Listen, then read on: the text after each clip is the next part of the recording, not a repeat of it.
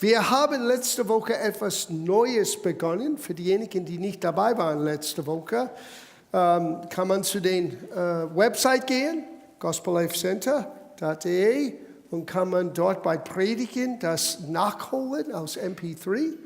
Und wir werden aber heute Morgen diese Gedanken weiter fortsetzen. Unser Thema ist die Autorität des Gläubigen. Schauen wir das an. Wir beginnen Epheserbrief Kapitel 1, weil Epheserbrief für mich ist einer der erstaunlichen Briefe von Paulus, die er je geschrieben hat. Es ist sehr, auf einer Seite tiefgehend und gleichzeitig, es gibt uns den Einsicht, die wir brauchen, um uns zu helfen zu sehen, wait a minute, unsere natürliche Begrenztheit ist nicht alles, was Gott sieht. Das gibt einen anderen Aspekt zu deinem und meinem Leben. Und Paulus hat sogar gebetet, dass wir werden das begreifen. Es gibt Augen in unser Herzen, anders als die natürlichen Augen, die wir haben. Unsere natürlichen Augen helfen uns zu sehen, was vor uns ist in dieser Welt. Aber die Augen des Herzens, das sind die Fähigkeit zu sehen hier mit unserem inwendigen Mensch, was wir sind, was wir haben, was wir tun können wegen Jesus. So beginnen wir in Kapitel 1, Vers 3. Paulus schrieb hier und sagte, gepriesen sei der Gott und Vater unseres Herrn Jesus Christus, der uns mit jedem geistlichen Segen gesegnet hat. Darf ich sagen, du bist schon gesegnet. Mit allem, was Gott zur Verfügung hat. Manchmal wir jagen einen Segen nach. Oh Herr, segne mich. Und Gott sagt, ja, das tue ich, aber ihr seid schon gesegnet. Und Paulus wollte, dass wir verstehen, du hast Gottes Segen auf dein Leben. Ja, wie habe ich das ermöglicht? Was hat das ermöglicht? Wie habe ich das verdient? Du hast es nicht verdient. Jesus hat das für dich ermöglicht. Und du sitzt da heute Morgen reichlich gesegnet von Gott. Mit aller, ja, aber John, das ist nur geistliche Segnungen. Well, wait a minute. Alles, was natürlich geschaffen worden ist durch den Geist Gottes zustande gekommen. Es fängt an immer im Geist, bevor der Natürliche kommt. Der geistliche Realität ist sogar realer als der natürliche. Wir sind leider noch nicht geübt, um zu verstehen, wirklich, dass die geistliche Welt real ist. Und so, wenn Gott sagte, du bist gesegnet mit jeder geistigen Segnung, das bedeutet sehr, sehr viel. Du und ich, wir sind reichlich gesegnet. Es heißt hier, wie er uns in ihm auserwählt hat vor der Grundlegung der Welt. Sieh, was passiert ist, auch im Garten Eden, war keine Überraschung für Gott. Gott wusste, was für eine Gefahr es sein würde, wenn er würde ein Wesen schaffen in sein Ebenbild, das heißt mit der Fähigkeit, selber zu entscheiden. Und ohne diese Fähigkeit sind wir eigentlich nicht in Gottes Ebenbild geschaffen. Gott musste dieses Risiko angehen, wissend, wir werden immer nach unserer eigenen Erkenntnis streben, uns gut auszusehen, etwas zu tun, was uns gut aussehen lässt. Es steckt in unserer natürlichen Natur. Und trotzdem hat Gott das getan. Aber er war nicht überrascht. Dieser Plan, uns zu helfen, uns zu retten, zurück zu gewinnen, was Adam verloren hat, war schon bevor der Grundlegung dieser Welt ausgedacht. Ja, das sollte uns helfen, wirklich Vertrauen zu haben, dass Gott weiß wirklich, wie es sein sollte in unser Leben. Du kannst Gott dein Morgen und Übermorgen anvertrauen, weil er ist nicht überrascht, mit was wir tun oder nicht tun. Gott kennt das Ende, bevor es angefangen hat. Ja, es ist ein bisschen schwer für uns natürliche Menschen zu begreifen, aber so ist er. Er sieht Zeit von einer anderen Perspektive. Er steht über die Zeit. Wenn du denkst, dass die Zeit vielleicht wie diesen Buch hier offen ist, lineal, Anfang, Ende, wo Gott steht über die Zeit. Er kann sogar, bevor Zeit begonnen hat und nach Zeit endet, er sieht das Ganze. Genauso wie ich hier runterschauen kann und alles einfach sehen. Aber wir sind einer wie diese Buchstaben auf der Seite hier. Wir sehen nur, was um uns herum ist. Gott steht über die Zeit. Das ist nur nebenbei ein bisschen theologische Gedanken hier, wie Gott wirklich ist. Schau das an in Vers 9. Er hat uns das Geheimnis seines Willens kund. Sieh, im Alten Testament war das so. Niemand wusste, was Gott ausgedacht hat für den Menschen, die Gott lieben. Kein Ohr hat gehört, kein Auge hat gesehen. Gottes Wege sind so geheimnisvoll. Und die sind im Vergleich mit unseren Wegen, das ist ein großes Geheimnis. Aber er hat sein Geheimnis uns gezeigt. Indem er seinen Sohn sandte und indem er vor uns lebte, uns Gottes Gedanken gegeben hat und uns zeigte, wie Gott wirklich ist. Denn wenn du solche Verheißungen oder solche Aussagen liest, wie Jesus umherzog und Gutes getan hat und alle heilte, die vom Teufel überwältigt waren. Wir haben letzte Woche über den Teufel geredet. Und wir haben festgestellt, eine ganz wichtige Tatsache. Der Teufel ist nicht symbolisch für nur Böse in der Welt, er ist ein tatsächlicher Wesen, der am Wirken ist in dieser Welt.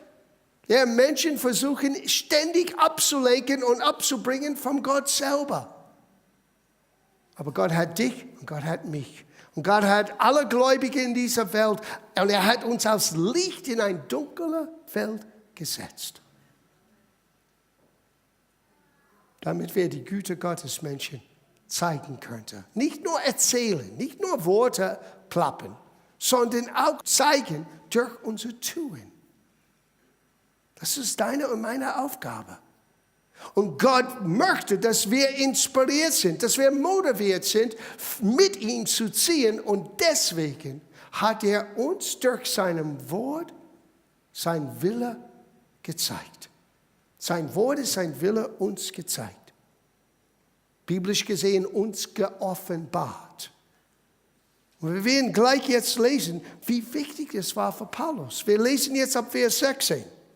Für euch zu danken und in meine Gebete eure zu gedenken, dass der Gott unseres Herrn Jesus Christus, der Vater der Herrlichkeit, euch den Geist der Weisheit und Offenbarung gebe in der Erkenntnis seines Selbst. Sieh, dass du und ich werden besser fähig sein, Gott wirklich zu sehen, wie er wirklich ist. Und Paulus sagte, ich bete, dass Gott dir einen Geist der Weisheit und Offenbarung, das heißt, dass du hier mit deinem inwendigen Mensch wirklich beginnen könntest zu sehen, was andere Menschen noch nicht sehen können. Und das Höchste, was du sehen kannst, das Beste, was du sehen kannst, ist, wie Gott wirklich ist und wie er wirklich ist. Und so Paulus wird jetzt ganz spezifisch in seinem Gebet in 3 Bereichen gehen, damit wir verstehen können, wie wichtig diese Offenbarung, dieses Einsicht ist für jeder von uns Gläubigen. Erleuchtete Augen des Herzens, damit ihr wisset. Paulus wollte, dass wir Dinge wissen. Paulus betete und sagte, dass die Augen unseres Herzens werden erleuchtet sein. Und jetzt, er redet von 3 Hauptgebiete hier, die wir schnell anschauen möchten. Welches die Hoffnung seiner Berufung und welches der Reichtum der Herrlichkeit seines Erbes. Es gibt eine Hoffnung für deine Berufung. Du sagst, aber John, ich wusste nicht, dass ich berufen bin. Berufung ist ein großes Wort. Der Pastor ist berufen. No. Du bist berufen. Jeder Kind Gottes ist berufen. Und das höchste Ruf Gottes ist nicht hier vorne zu stehen und zu predigen. Das höchste Ruf Gottes ist diese Berufung zur Gemeinschaft mit Gott.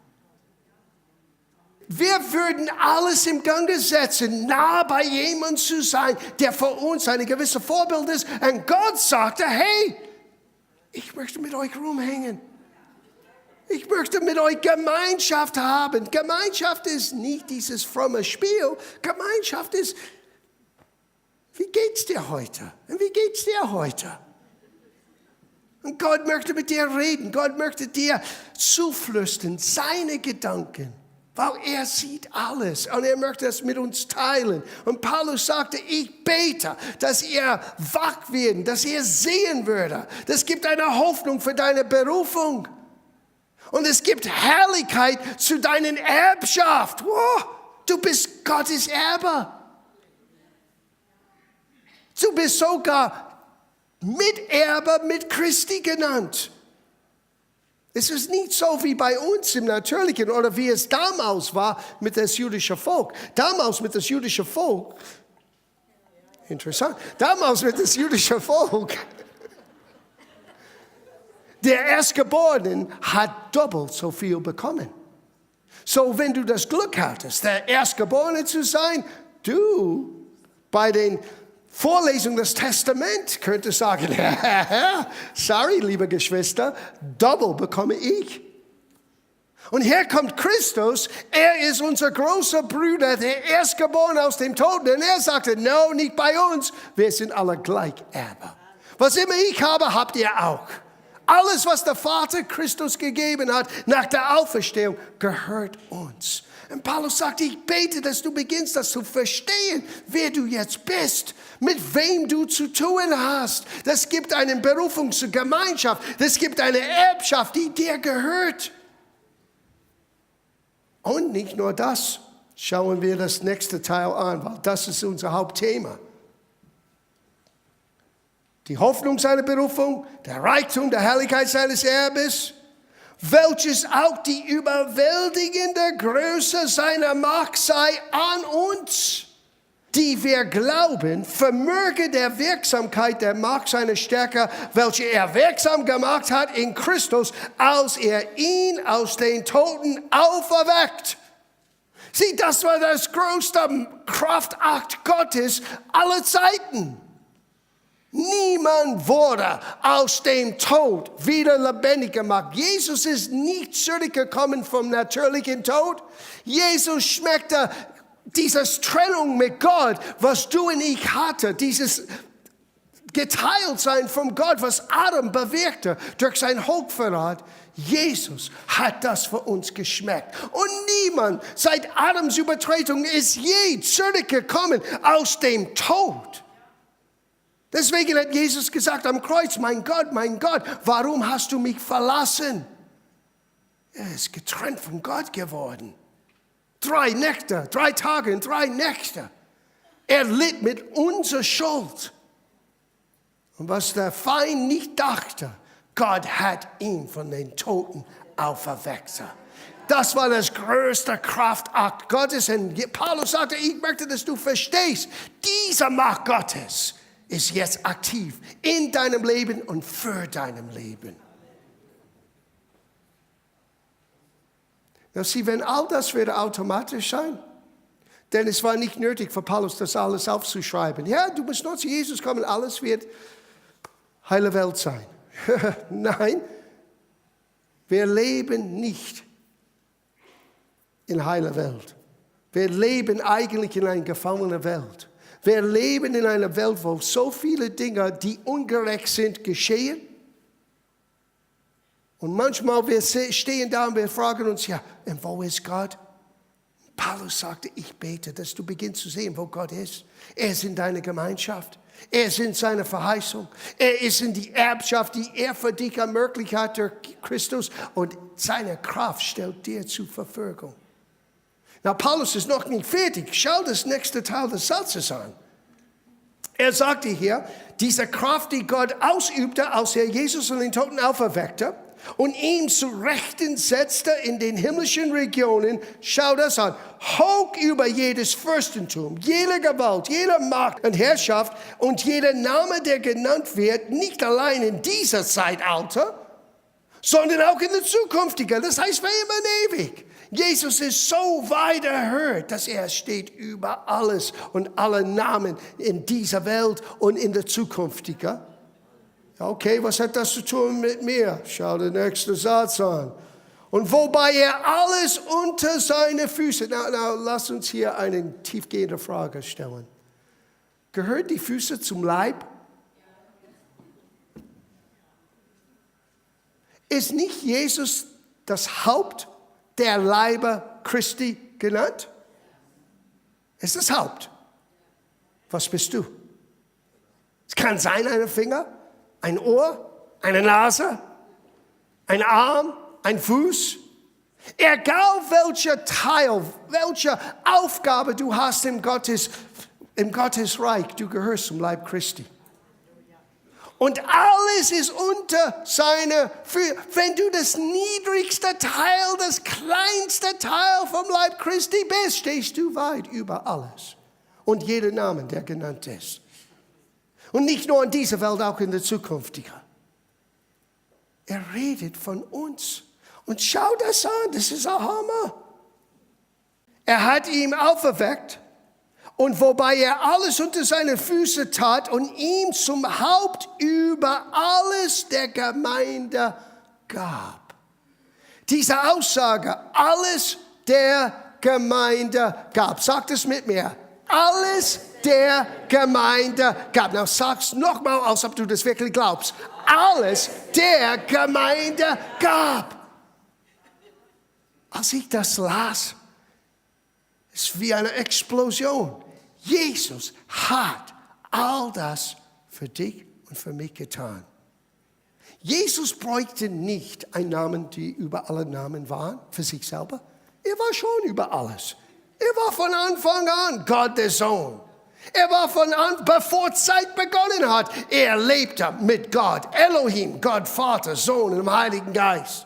Er hatte kein Problem mit dem Feind. Als Satan sagte, ich werde auf Gottes Thron sitzen, Elohim sagte, no, boom, Sache erledigt.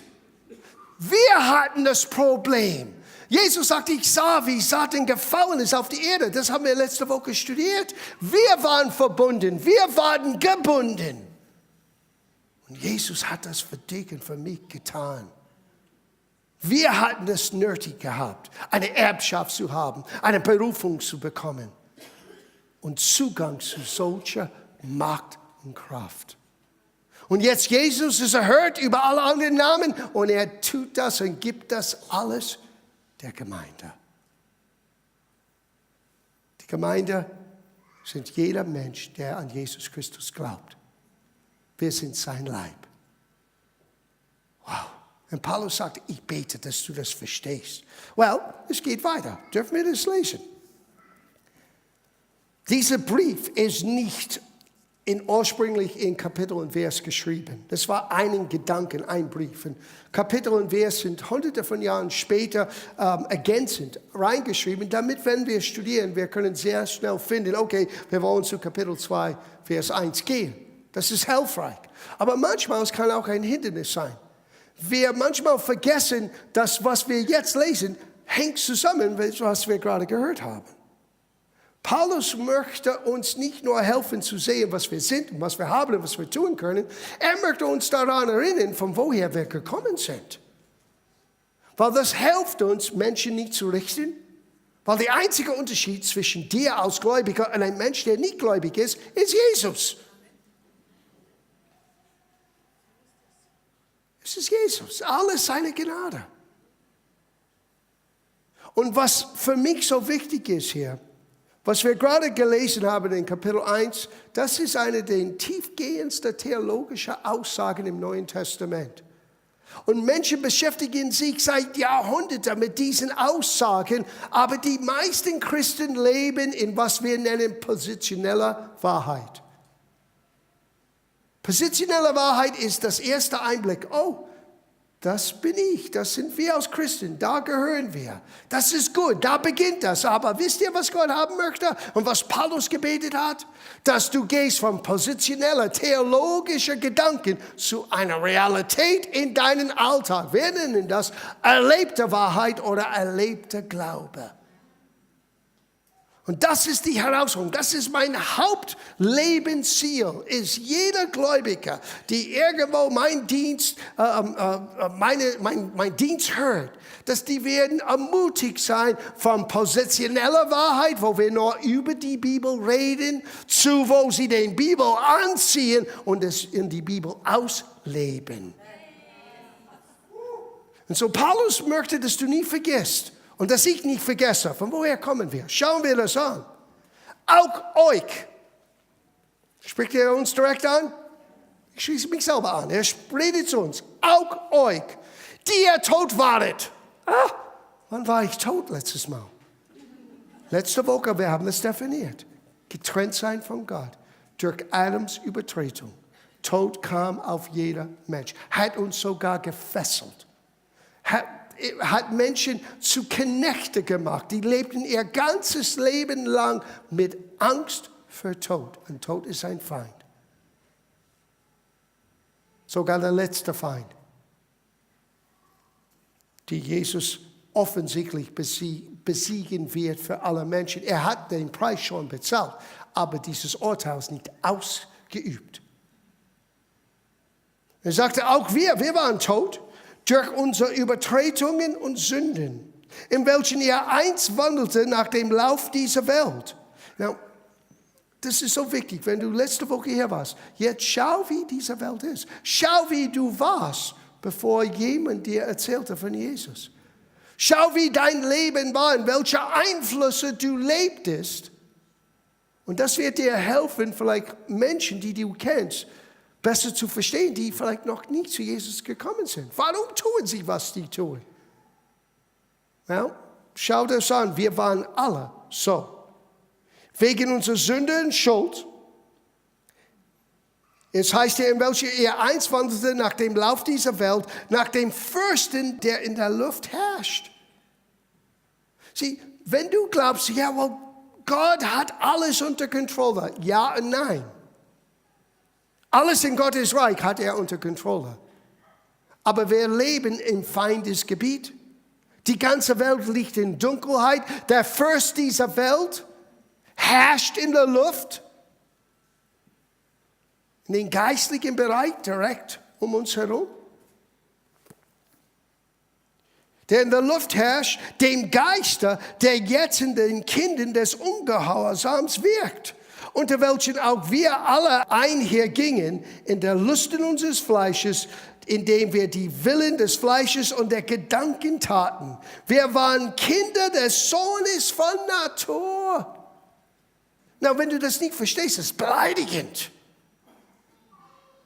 Aber wenn du das verstehst, wie es hier gemeint ist, es ist informativ. Oh, wow.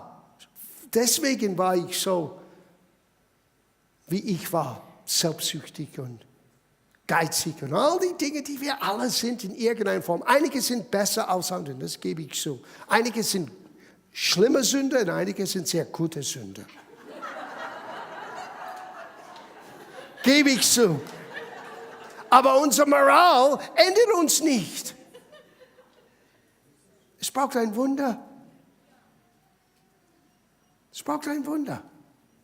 Wir alle waren Kinder des Sohnes von Natur, gleich wie die anderen.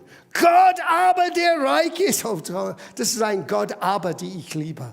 Gott aber, der reich ist an Erbarmen, hat durch seine große Liebe, womit er uns liebte, auch uns, die wir tot waren, durch die Sünde, diese Trennung von Gott, samt Christus lebendig gemacht. Du bist schon lebendig. Voll vom Leben, aber nicht nur bist du lebendig gemacht, aus Gnade seid ihr gerettet und hat uns mit auferweckt und mit versetzt in den himmlischen Regionen in Christus Jesus.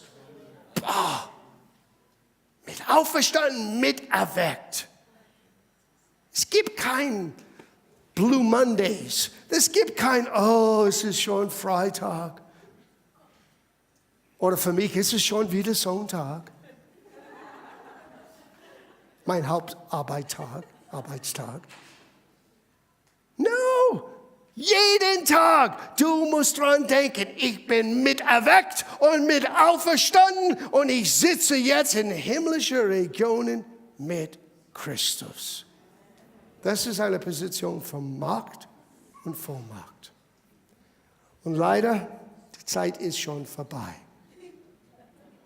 Macht, Vollmacht, was das bedeutet in einer praktischen Art und Weise, das werden wir das nächste Mal miteinander anschauen. Aber ich glaube, es reicht schon für heute Morgen zu wissen, Was du warst, ist vorbei. Wenn Jesus dein Herr ist, Paulus sagt an einer anderen Stelle, ist jemand in Christus. Er ist eine neue Schöpfung, ein neuer Mensch geworden. Das Alte ist vorbei. Du siehst genauso aus wie vorher. Und nicht alles in deinen Gewohnheiten sind gleich anders, das gebe ich zu. Da muss man arbeiten. Deswegen haben wir gestern in der Bibelkolleg das intensiv angeschaut. Es gibt einiges, was wir tun müssen in unserer Denkweise. Und auch was wir tun mit unseren Gewohnheiten, auch als Menschen in unser natürlicher Leibe. Aber positionell musst du beginnen zu sehen, ich bin nicht mehr der alte John. Ich bin ein neuer Mensch in Christus. Und alles, was Jesus erreicht hat, als er von den Toten auferstanden hat, das war für mich getan. Ich bin mit ihm auferstanden, auferweckt. Und ich sitze jetzt mit ihm in himmlischen Regionen. Das heißt, ich habe Vollmacht. Und wenn wir jetzt zurückschauen, wir zurückkommen später und wir werden weiter dieses Thema hineinschauen. Wir werden sehen, deswegen hat er gesagt, in meinen Namen geht ihr. Es ist der Name Jesu, der uns diesen Macht zur Verfügung bringt. Was er getan hat und auch die Fähigkeit, in seinen Namen zu leben, zu beten, zu dienen. Weil sein Name im Glauben ausgesprochen ist, da ist der Träger dieser Namen auch gegenüber.